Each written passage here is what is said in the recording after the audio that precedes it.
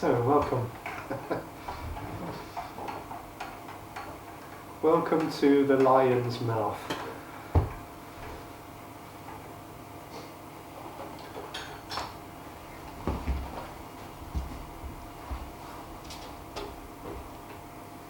So it's suggested that this is everything. This is everything. Completely everything. Infinite, boundless, limitless, unconditional, totally free. Wild, mad, and chaotic as well. It's beyond all possible limitations, it's suggested. And it's this. It's totally everything. It's everything that comes into the mind. It's all of the thoughts, the ideas, the memories, the beliefs, the opinions, the views, the values. It's also all of the perceived things. It's all of sensation. It's all of feeling and emotion. Everything that can possibly be comprehended and known is this. This is all of that, and this is everything. It's totally everything.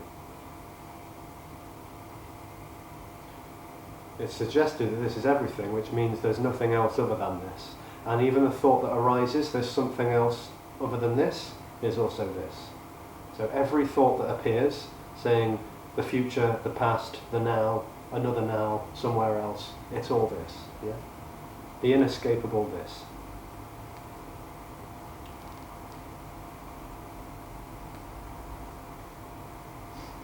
And it's apparent. It's apparent. It appears to be. It appears to happen.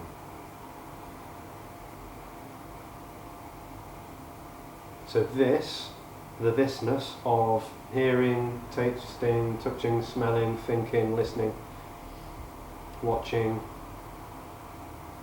trying to understand what the hell I'm talking about, thinking about what's for dinner tonight, wondering when I'm going to stop talking. That's all this happening. Yeah? It's all apparently happening. All of this is just apparently happening. There is only apparently happening.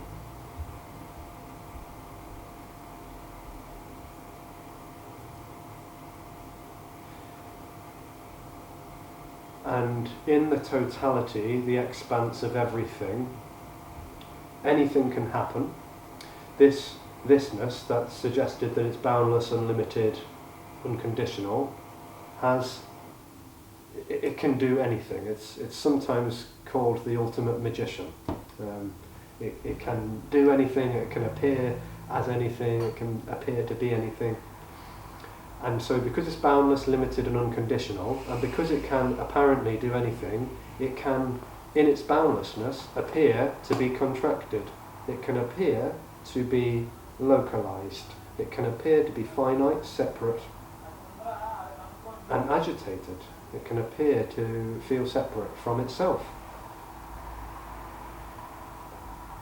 So this non-duality that is beyond complete comprehension of any kind can appear to be separate. So one can appear to be two.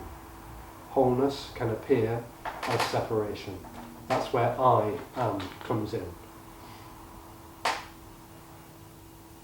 So for the human organism, for the human psychophysical organism, it's suggested that some kind of contraction seems to take place.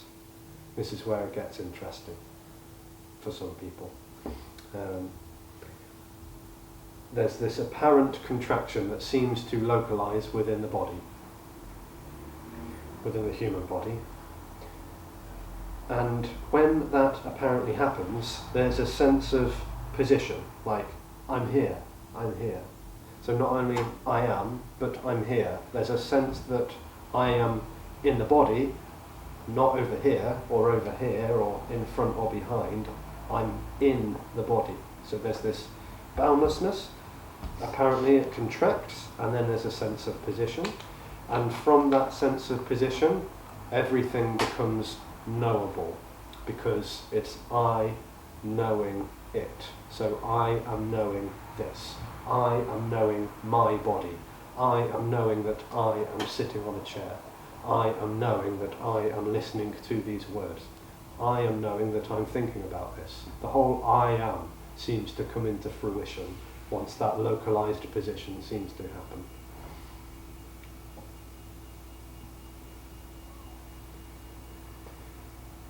So this is called the knowing dream of I am. And because it's separate, or because it appears to be separate, limited and finite, it feels somehow dissatisfied, agitated. It feels cut off somehow. It feels lacking, like something isn't quite right. It seems to intuitively sense that something's not quite right, like something's lacking, like I'm not quite whole, I need something. So seeking is born, seeking begins. The seeking for wholeness. It's like this contracted energy it appears to be a reflection of boundless energy, and so it goes looking for wholeness. And this is when we go to substances, it's when we go to activities, it's when we go to relationships, possessions, objects, even states of mind, to find the wholeness again. I'm looking for wholeness.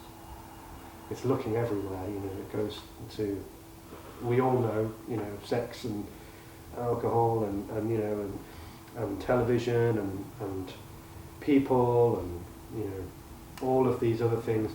It looks for that wholeness within the material world, and perhaps sooner or later it feels like I'm not getting wholeness, at least not lasting wholeness. The separation seems to come back with a vengeance. And so maybe it starts to look elsewhere. Maybe it turns towards therapy. Maybe it tries to find wholeness within becoming a whole sort of collected and composed individual. Maybe if I learn how to behave in a socially acceptable way, then wholeness will be more apparent. Maybe it turns towards a religion. If I go to a priest, a nun, a yogi, a Rinpoche or a Swami or something, maybe they might have the answer. If I get a list of how to live my life, then maybe wholeness will be more apparent. Maybe it even turns towards spirituality. If I meditate enough, or if I practice yoga enough, or if I follow a certain practice of some kind, then I will be whole again. And all of these traditions and religions and spiritual paths and practices are all wonderful. So there's no sort of getting rid of that or anything. It's not saying let's get rid of anything. But it's saying, the message, this communication, is proposing that wholeness has never not been. There has never been anything other than wholeness.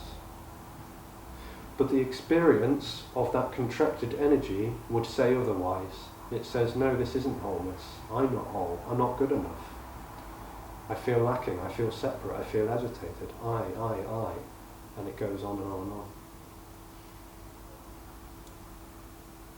So sometimes, in the life of me and my story, there's a sensitivity, there's some kind of resonance or receptivity that this isn't going anywhere. My striving, no matter how many times I chant or pray or sit to meditate or sit at the feet of my guru or whatever tradition it is I'm on, or even in the material world, there's just sort of sensitivity that this isn't going anywhere, and it's not going anywhere because this is already everything. This is already whole. And in that respect, nothing needs to happen. Nothing needs to happen for this to already be whole. It's completely abundantly obvious, but it's seemingly hidden from that which is trying to know it. So this contracted energy is lost in its own institutionalized bubble, basically. and it's an illusion, it's a dream, it's a fantasy that's been conjured up out of no thing, that is boundless, unconditional love. You could call that God, you could call it the divine or the self, or Brahman, or any other wonderful name, but really it's beyond all limitations, it's beyond all labels, it's beyond anything that can possibly be comprehended. And it's simply appearing as a limitation, as separation. And it can't do anything to get out of that situation. So in a way it's kind of trapped. And so when it comes to a meeting like this, it either discovers that the whole seeking energy for the wholeness is futile, totally hopeless and futile, and then it seems to either gradually or suddenly, spontaneously fall away, or it seems to rock up against this message, question it, ridicule it, criticize it, and then go away even more seemingly more contracted. So anything can happen because this is already everything. And this is simply a chance for no one to explore the no-thingness. So what can happen during meetings like this is some kind of energetic unravelling of that which never really was happening, but it seemed to be happening. So in me and my life, this all seems real. But when that whole sort of contracted energy just slips away, it's revealed that that wasn't really happening. It's a dream that no one wakes up from. Back into the unconditional, boundless freedom that is this. Now, recognise that everything that's just been shared was perhaps seemingly very conceptual and abstract, and there might be the experience of trying to understand that intellectually, but really everything that was just shared is not known. It's not coming out of a position of knowing this. And because it's not coming out of a position of knowing this, it cannot be known. That's the suggestion. It can be known intellectually, but that means nothing. There is no value, in holding this intellectually. But what can happen is the unravelling of the deep-rooted sense of separation and the agitation that comes with it.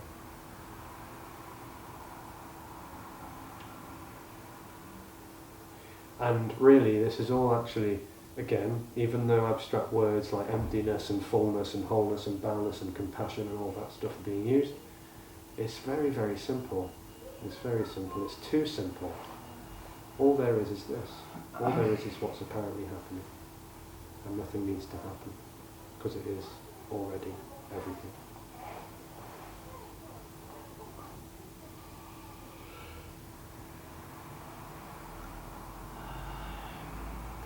So, we can explore that. And there may be comments and questions online. There may be comments and questions here. And what will happen is a response and answers from me.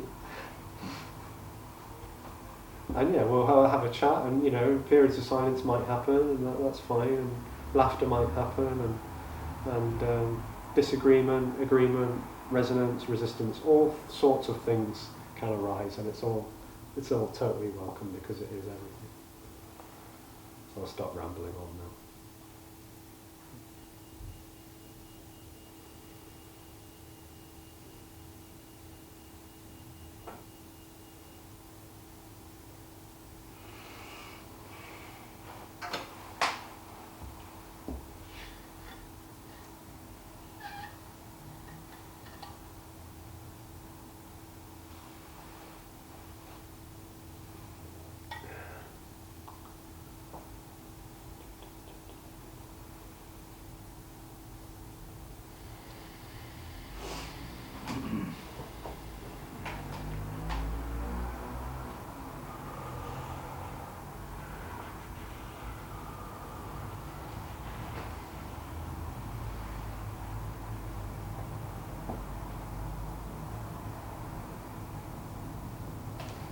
So I want to ask about no experiences after that. How is it?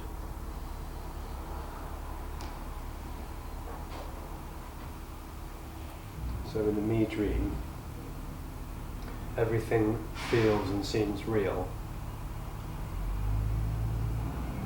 When me apparently falls away and there's no longer a sense of separation, like an edge between inside and outside, me and you, there is just what is.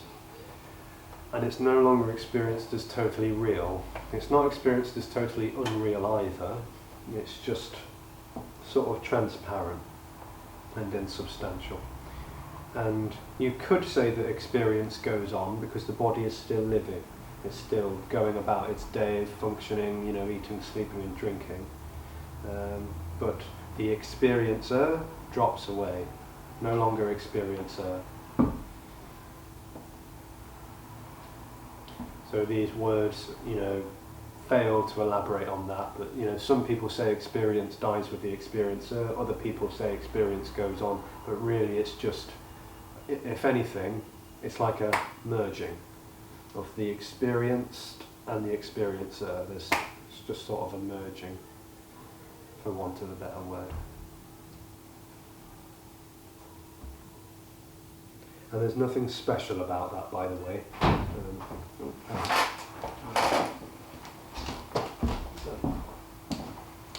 Nothing special about that. My friend told me about it. It's non-duality, not Buddhism. It's non-duality. It's non-duality. Hello. Non-duality. Alexis can explain. Hello there. Hi. Scott, yeah? Tell me about it. This year. Yes, yeah. And, but I'm sorry, sorry, I'm a single parent, I've got 2 boys. I'm just got to tell them something. Yeah, sure. Yeah. Bring them in. Okay. Take, no, come here. Just got to feed them, so I was got to take them and take it home for the day. So I'm going to bring my car back here, yeah? Okay. Or do you want to come in first and see what this is about? We can go and get through later. Order. Yeah? And then come here, because Alright, okay. it takes time. Alright, okay. Sorry about that. That's okay.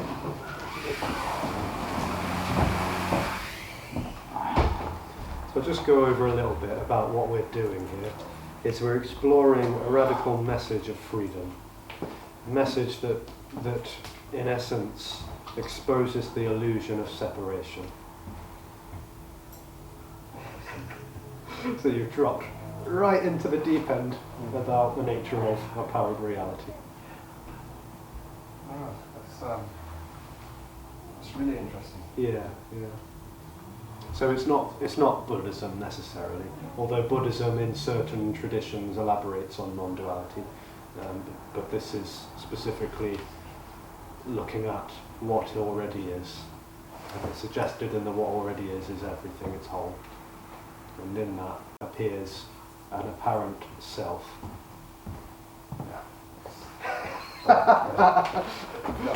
Have you explored any of this before? Not really. No. Not really, but is it linked to Buddhism? Not really. No. Not really at all. No. What is it called? Non-duality. Non-duality. Yeah. So often this is associated with something called Advaita Vedanta, which stems from ancient. Hinduism. Well, that's debatable. Right, okay. But it's often associated with Hinduism, but it's not. Okay. It can't be labelled. All It can't be ismed. Yeah. Right. To answer your question, is I've always had an interest in spiritualism. Right. Not necessarily. I'm not really religious or follow religion, but Yeah. quite interesting. What's that? It's being live streamed on YouTube. Oh, right. Okay. You know what I was saying? Always interested in spiritualism. Mm. Yeah. So I've gone to Scott and misunderstanding. I thought it was linked to Buddhism, and now I find Buddhism, although I don't know much about it, like spirituality. Yeah. Yeah. And Yeah, I just think I need to get in touch a bit more with charity. Fair enough. So that's why I've come along. Okay. I used to practice Buddhism for some years, and then non-duality became the thing, if you like. It became the thing that seemed to become more of a priority for this. You say for this? Yeah. What do you mean for this? Well, what's happened, apparently, is that I died, and all there is what's happening. Interesting. That's interesting. Yeah. So all of the isms and the practices and the desire to get enlightened, the desire to get back to ultimate nirvana or whatever words you like, whatever you want to call it, fell away, and now there is just this. And this meeting is having a look at that, basically. It's having a look at what this apparently is, what it seems to be, and what it isn't. So we're not getting on with any practices, we're not getting on with any, certain lineages or anything. This is just an exploration of the isness, if you like. We're using terms and abstract words, but really the message is quite simple in that it's just, this is everything, this is already what is. I'm sorry, exploration of what, you say? Non-duality. Oh. Okay. Alright. Yeah. Okay. Yeah, It's quite, it's probably quite overwhelming perhaps to walk into this space and hear all of that, but we'll see how it unfolds. well, it's just, not to say that, but it's just, what I'm hearing is all new, different. Yeah. So there's a sort of a freshness and maybe a novelty or something, like this is. Because this isn't a very widely known sort of, the way in which I'm talking about this is not a widely known sort of thing. It's not a tradition. It's, so it's. Well, it's interesting to explore the point you made about you died and you left. Yeah. Yeah. Mad. The terms and the concept of separation you mentioned earlier. That's right. So it's like the what's it called, nursery rhyme. Row, you boat, Jenny down the stream. Merrily, life was a dream. Yeah, it's not that right, man. That's what I see it all. I think. Now, first time I heard the message, I was like, yeah, I get it, but I kind of don't. I get it. It's actually. This is But totally. to really let it go through your body and think, Christ, if it was just me, it's a real big, emotional moment, realisation. Yeah. Oh, What's being shared here is totally ridiculous. Yeah, it's not. Yeah. I mean, this is the maddest thing that a person could possibly ever hear. I mean, maybe there are madder things, but this is quite out there. it's up there. Yeah, it is out there. Yeah, it's out there. It's out there. And that's things. It has to be like a meeting like this because a lot of people in the streets and stuff don't really want to talk about this stuff, right? No, it's very tough to talk about to people. It can be unpopular. Yeah, exactly. It's good to explore and question. Yeah, that's the whole point of it, really. Yeah, it can be unpopular and it can be frustrating because it pulls every rug Yeah, under we want to search for something all the time, don't we? As human beings, we want to search for something. Yeah, this is. It's like, So it pulls the rug under the me's feet. All of the things that it believes are true, like hope, free will, choice, meaning and purpose. All of those things live in the story of me and my life. And those things exist because they seem to be very important to me in my life and my story and where I'm going. And that's not real. There's no point in saying bad. It's not saying it's bad. It's just saying it's not real. It sounds terrible for yeah. the person who experiences themselves as real. When you say relate to your life personally, you say it's not real. Yeah, it's not real and it's not unreal either. Yeah. It's just this. Appearance. So this is quite heavy. I mean, this is getting to the heart of it. I've heard the expression anything is everything and everything is Oh, that sounds similar. Yeah. Yeah. It could be. Well, it sounds similar to this. Yeah. Yeah.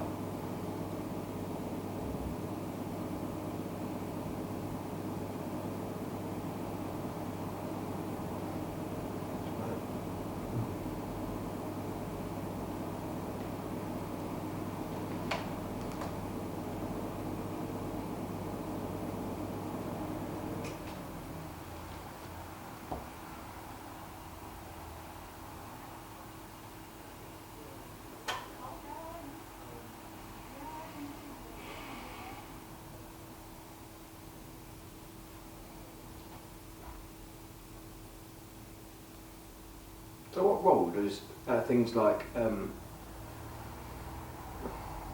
it's not shame, does that play a role in our lives or the story of our lives? And what does that mean? I mean, Yeah. what is that notion? Yes. So shame is about me. It's about me and my shame. It's a very. And by the way, there's nothing wrong or right with any of this. No. But shame is a very me-orientated experience because in the story of me and my life, there's a desire to live life a certain way, and when things don't go my way, which is kind of, well, it's obviously inevitable. Shame can arise because the hope that was associated with how I want to be and how I want to live, shame seems to arise out of that. It's very raw, very visceral sort of experience. Shame is definitely. It suggested that is one of the things that tends to die. Should have said disappointment, things like that, right? Disappointment within things or people or things, it's like, that's part of the story too, it has to be, doesn't it? Because it's not going to end up the way I thought it would end up. Or I mean, anything can happen, anything can arise, but yeah, expectation for this to be a certain way. disappointment. There's, again, we can analyse it all, but it's, the suggestion is that everything just becomes more radically simple, It's just sort of a simplicity to what is.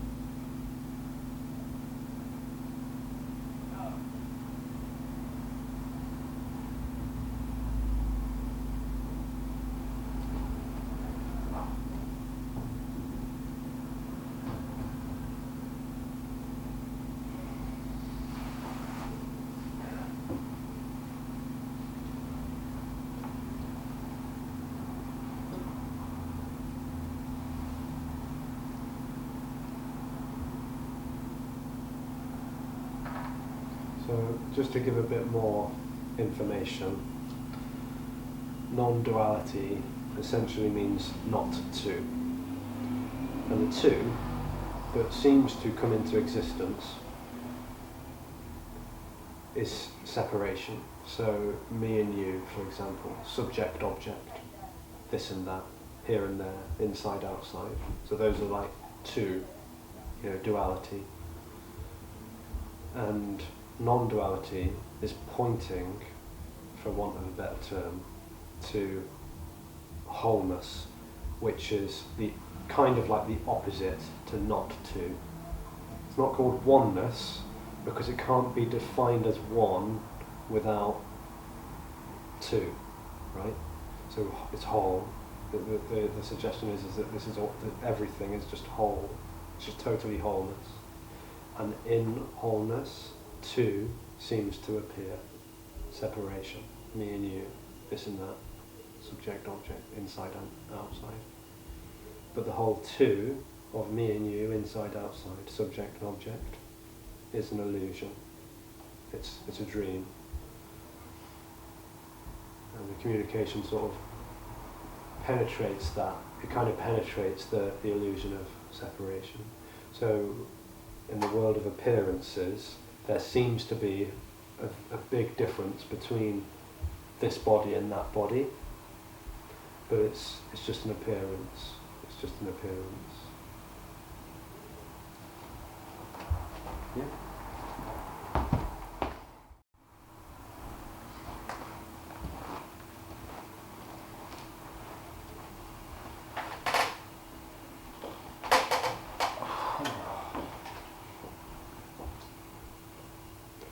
And what can happen when that's exposed is glimpses. Glimpses can seem to happen, like, there's this sort of localization that seems to be very present for many people, like a sense of here, like I'm contracted in here, like I'm really localized, and either sometimes totally spontaneously. Some people, just walking through a park or walking on the beach or seeing a sunset, it can sometimes be a total, almost like an out-of-body experience. But it's not even out of the body, it's just like just a total falling away of a sense of me knowing the sunset. It's just the sunset is happening. And this communication sort of exposes that basically. And then the glimpses can start to basically seem to illuminate in a sense. But there's no need for that to happen. So you're living life, yours is presently in the wholeness sense. In a way, it's like wholeness is just what it is, I think the essence.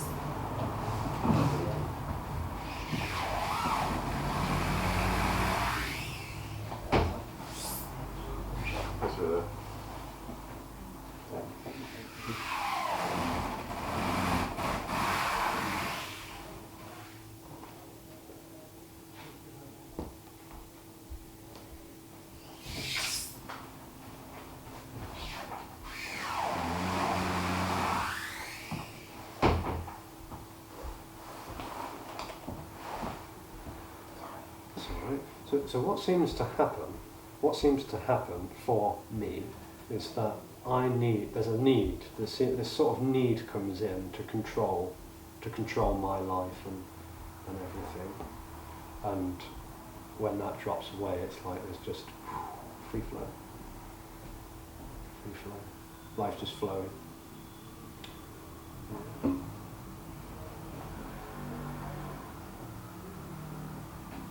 When you say you died, that was in your past thinking and relating to, I'm assuming relating to what you said of that's something to you phrase to? Yeah, it would seem to be a memory of me and you and like the whole separation, But now, you're looking your life now as a wholeness as opposed to sort of linked to yeah, I mean memories also arise, so memories still arise and thoughts still arise and planning still happens, but it's no longer claimed by someone. It's no longer claimed. It's no longer my memories or my life, my this and that, whole me, myself and I, just sort of that kind of just falls away. free flow now. Yeah, totally spontaneous and organic and wild and free. Yeah.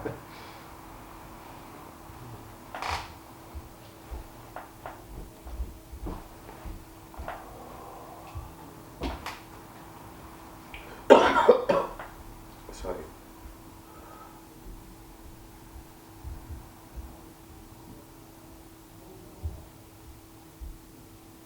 So that's in dream too, right? Sorry. Sorry? It's sorry in the dream too. It's Sorry. Like what do you mean? No, apologies can still happen. Okay, but like the intention behind the apology, surely it's only relevant in the dream. You know what I mean? Of this unfolding this. Well, if you mess up, you clean it up. Yeah, of course, yeah. Okay, yeah. They might like me personally just say, I was coughed to say sorry, it's natural. And you said sorry too. But no, mannerisms, characteristics, conditioning, it all goes on, it's fine. Yeah. There's still conditioning and programming, they're still speaking a certain way, holding a certain, like there's still a composure that's happening. Yeah, yeah. I get you, man. I get you. Because there's this kind of idea that if I drop away, then this will just become a robot and totally devoid of emotion. And That'd be funny. No. There's still preferences, there's still likes and dislikes. Absolutely. Sometimes more so. Yeah. Sometimes, it's just like everything's just enriched. I get my love for things has grown a lot. It's not diminished, right? It's not like, oh, well, look at that, it's just me. It's not like, it's like, that's me too. This is all me. This is me. Not literally because I'm here, but this is just as much me as this is. Yeah. That's how I sort of see that thing now. Sort of alive and enriched. Yeah, of course, yeah. Yeah. So, got a question for you. Yeah. How long have you been living your present existence, and what forces came into play, or what changed in you? What happened in order for you to be on your present journey? Right. So this is going to sound quite pedantic, but it's not a journey and it's not an existence, because existence means to stick out. So no longer is there an existence in the sense of sticking out. Okay. What seemed to happen was I was seeking. I was going to substances, I was going to possessions, objects, relationships, activities, and then a spiritual journey seemed to happen, and that was mainly Buddhism. So I focused a lot on meditation and ethics, trying to develop wisdom, and then yoga. So a lot of yoga, different yoga classes and techniques: Ashtanga, Iyengar, Hatha, Vinyasa, Kundalini, you name it, the lot. It was a spiritual buffet of all of these different practices because I was desperate, and that was neurotic, really, because there was this deep sense like I need to get enlightened, I need liberation, and that went, along with Buddhism and yoga and Qigong and all of those lovely things. And then this communication was discovered by a chap called Tony Parsons, and other people as well, like Jim Newman. And they were elaborating on this communication, and it tends to go by the name non-duality. And then, after listening to this communication, there was this sort of deep-rooted resonance that seemed to just. It was almost like the shell of me was beginning to crack, and everything that I thought was true and real about my life was falling apart, and the whole sort of neurotic seeking for something else other than this just started to fall away. And for this, it was like a gradual. Because sometimes, you hear about these mystical experiences of people of the past, where it's like a complete, beautiful, blissful, incredible event, but it wasn't like that. It was just sort of a gradual unfolding and an unravelling, and that seemed to happen within the last year in clock time. Yeah. Again, hopefully, is conveyed that that's not important. That doesn't. I'm not saying that I'm special, or that because I'm like this here is sitting at the front like some sort of. It's not like this isn't preaching anything. This isn't a preaching. It's not a teaching. It's not a guru. It's just a sharing of this. It's just a sharing of what is and isn't.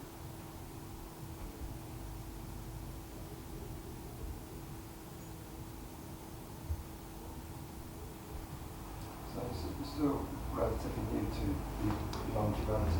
Could say, yeah. I mean, when the symphony was going on, I listened to a lot of Muji and some other speakers, and that seems to be categorised as non-duality. But that's not the same as this. Yeah. So yeah, in a sense, it's still seemingly quite new. Yeah.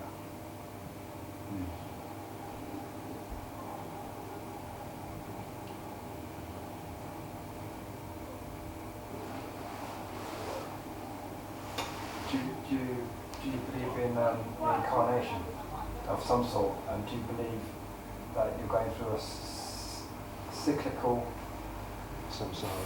of some sort, yeah? That perhaps in the past you were on a non-duality path, came out of it, Yeah. and back on a non-duality path. I mean, I don't know if you can say, well, there's no evidence, and you can't prove it. Yeah. But in essence, arguably, it could not necessarily be new for you or anyone. Yeah, so you're right, it's not, some people claim to have proof about after death and past lives and stuff like that. So there's no longer a rejection or a believing in that. However, what is suggested is that there is no one already. The whole idea of me is illusory, and so in that sense there is no one who is even having a present life, let alone a past life or a future life. What seems to happen is a contraction, some kind of energy that contracts into a body, and out of that arises subject-object duality, the whole which we've talked about. And when that contraction is seemingly in place, I thoughts come up. I thoughts. I am hungry, I am sad, I am a Buddhist, I am John, or I am Alexis, you know. I am a man, I am a woman, you know. All of the I thoughts seem to come out of that contraction, which is illusory.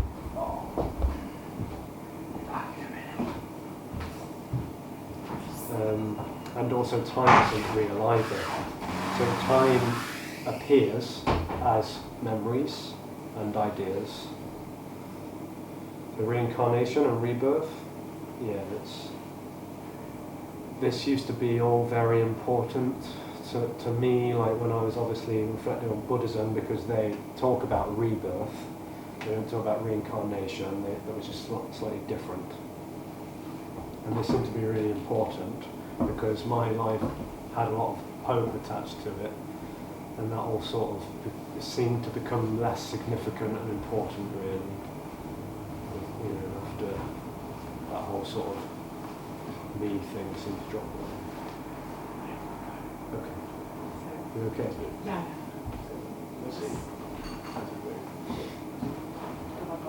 All right. See you soon, Monday.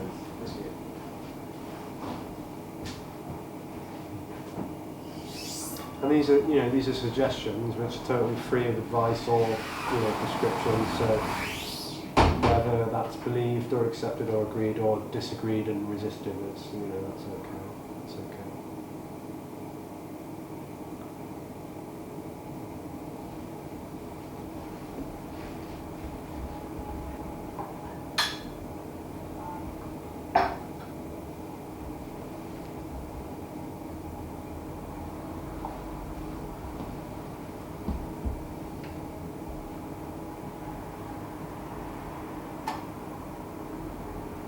It shows up a lot of conditions that I've grown up with, you know what I mean? In the cold light of day sort of thing.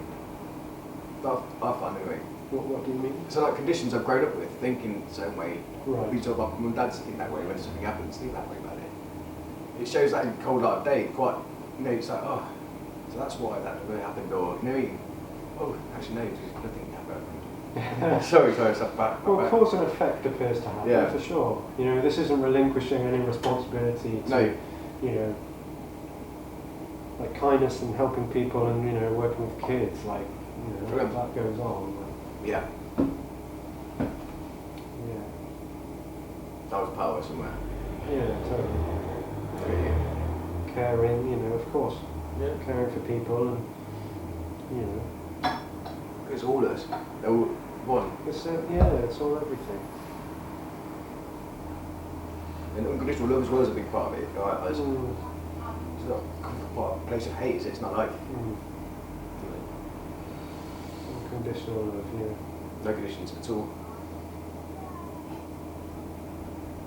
Not very hard for human to grasp, yeah. Sorry? Unconditional love is very hard for humans to grasp, in truth.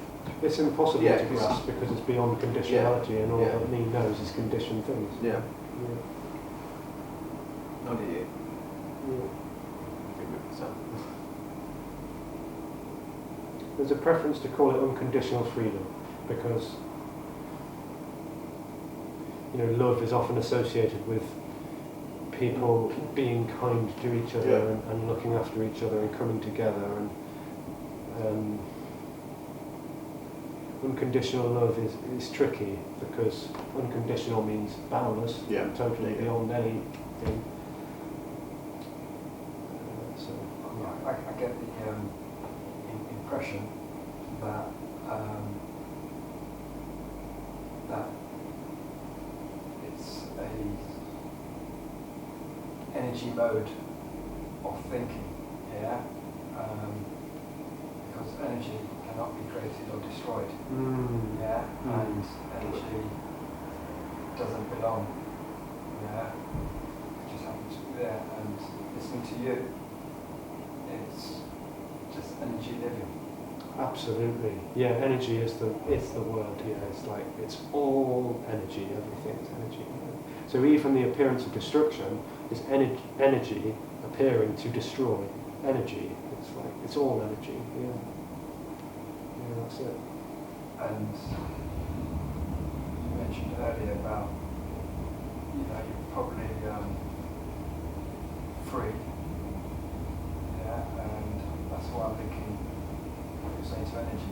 Energy is kind of free. Totally, yeah. totally, unconditionally free. Yeah.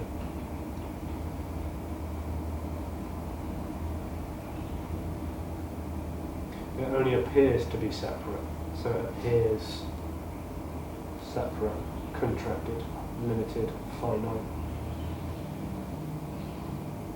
But that isn't substantial. Yeah, it's not limited to finite. Yeah. It appears to be, but it isn't. It appears to be separate. There are different forms, but essentially it's energy. Yeah. That's- Yeah. You got it. I like the analogy as well, Alexis, of the idea of like the heartbeats, breaths. We don't have to do that. I love that. Yeah. It makes you think, oh, that's a good point actually. Yeah. I'm not one song heart to beat, or my breaths go in or out. Don't It happens waste every it. single day. For That's it. the character of something, his body, it's not something, I mean, it's beautiful. It's everything, Hmm. and nothing.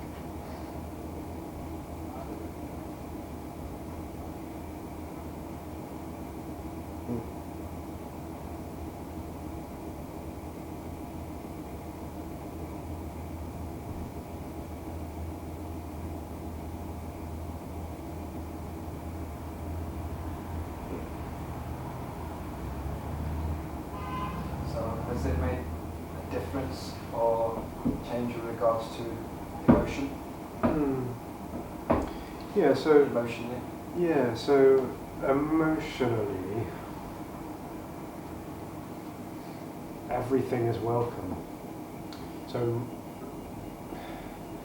again, reference when it was like me and my life, and I want, you know, I'm a yogi, I'm a Buddhist, I should be doing it, you know, all the shoulds, right?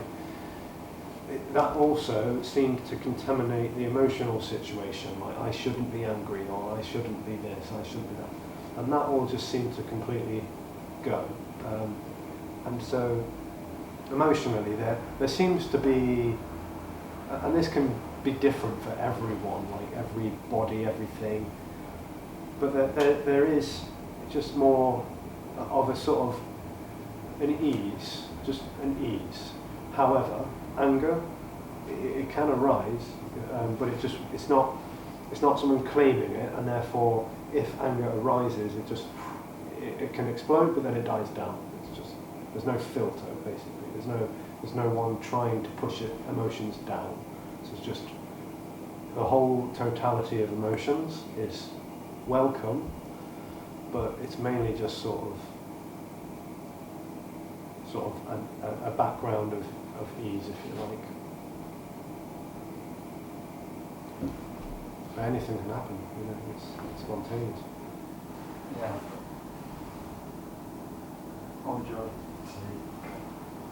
again impression get lead to existence of kind of mono emotion? Yeah, sort of like a robot, like mechanical, or yeah, because yeah. because you may be more in tune to control various forms of emotions, and therefore lead to I don't know what it is, but maybe steadier, for argument's sake, steadier or more mono, rather than going through various different forms of emotions. That could happen, but it doesn't need to happen. So, because this is everything, and it's completely whole and boundless, it can appear as anything, but all appearances are empty. So the appearance of happiness and sadness, you know, grief can still happen when, you know, loved ones die. Like, sadness and grief can arise, but it's just not objective. It's not someone being sad, it's just sadness is happening, because these are all sort of natural things that arise for the situation of the body. Yeah. For some, yeah, maybe that could be the case, where there's just a sort of an equilibrium. Yeah, that could happen. And that is, you know, usually what's happening for me. You know, it's like, yeah, emotions, you know, there is sort of a steadiness. Oh, yeah. But if someone, you know, comes in here and, you know, it's like threatening, like, yeah, there might be an uproar of, you know, defence and that, because the nervous system goes on functioning, you know. The fight and flight system is still intact, that's not destroyed. And so sadness, happiness, joy, anything can happen. It's just not happening on behalf of someone.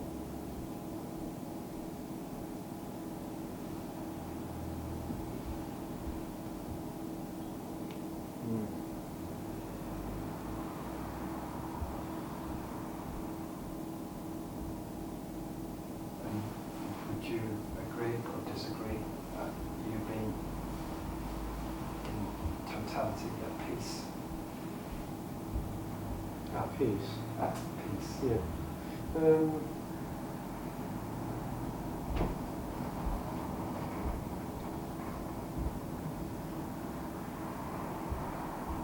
It's sort of, yeah, but you could say it's at peace, yeah. But it's at peace with everything. Like, so even anger, like, or even, I mean, resentment and grudges and shame, like, those things don't seem to arise. But, you know, if sadness arises, there would be an at peace with sadness. There would be, I mean, it's not with sadness, because there's no separation, but there is sort of a, yeah, like, there's just, it's just what is. But resentment, shame doesn't arise? Not really, because these seem to be very me-orientated things, like holding on. Anger arise. Yeah, like if a situation arisen, for example, hypothetically, if someone, you know, came in attacking or whatever, then anger in that sense of a very natural function of the body to defend, but not in the sense of I'm angry at this person, I'm angry at them, and then holding on to that, like, bitterly, you know, the whole sort of, because it's like a clenched up fist, and it just, it's very important to me and my story, and that sort of, it's not important really. It can arise, and then, so it can be passionate and alive, and then gone. And when one, like yourself, enters non-duality, it's is it only one form, one level, or are there levels within non-duality? Because from what, again, listening to you, ignorantly I would assume there are different forms or levels. Once you enter non-duality, it's a bottomless vacuum of space. Yeah. Well, when I dies, all appearances are just free to be what it is.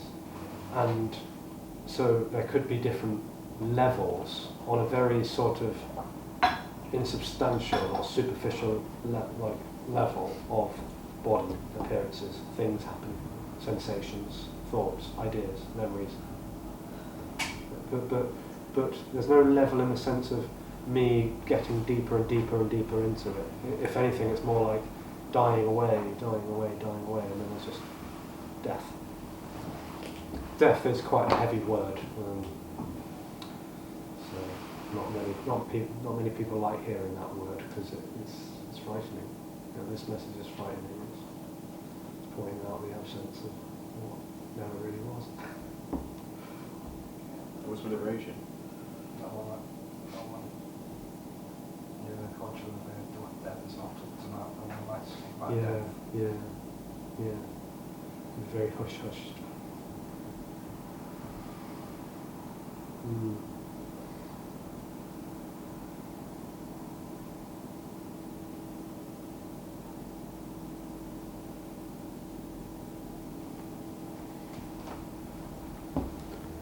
As far as conditionings or habit patterns, have you noticed any change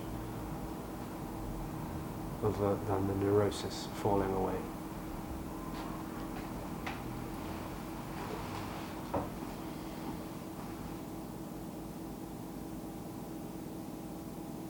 You know, again, the sensations of the body and everything just sort of happens.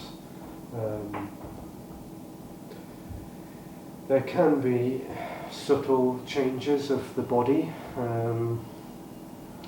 but it's not really important, and it's superficial because everything is empty. Anything that can be known or held onto is empty. But things like gravity, can seem to become a little bit more porous.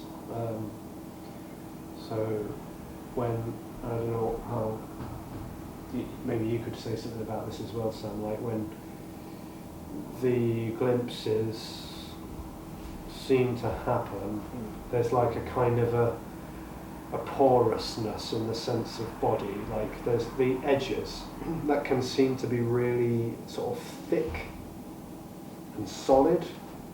There's like this sort of thinning out, and the heaviness and the lightness can seem to change.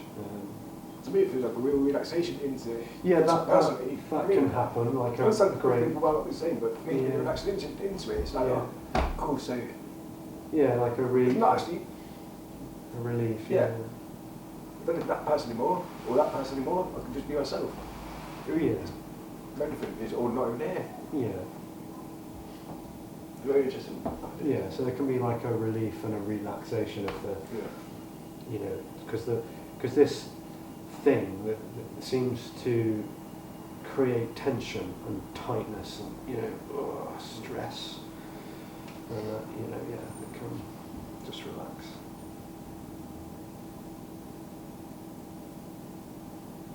Even in terms of like what the people think of you too, it's like that kind of drops away a bit. It's like not anybody here. You know what I mean? It's like it's kind of realisation essentially. I mean, it's not to say treat people bad or anything, but it's just saying like. Yeah. Yeah. I mean.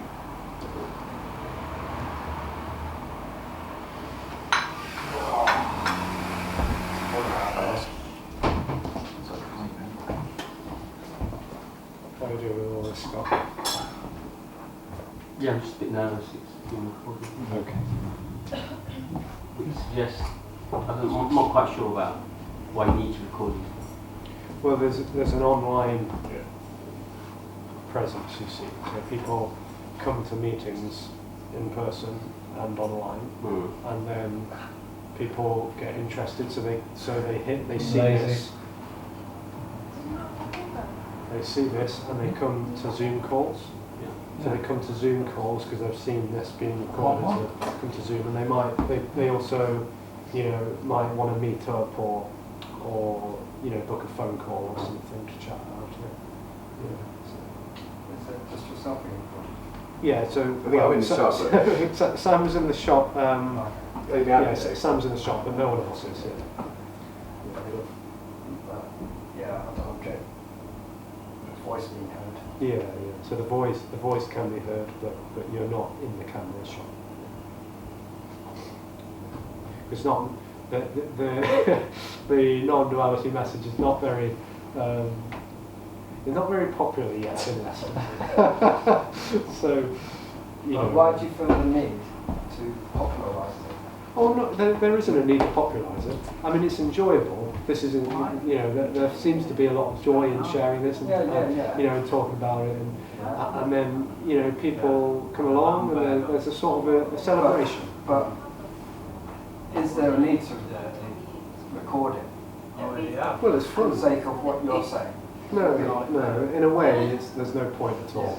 But in another way, it's fun, and people get involved. And yesterday I was talking with a chap from Colorado, about this, and that was because they've seen videos, and meeting people and chatting about it, and it's. I'll remember that next time.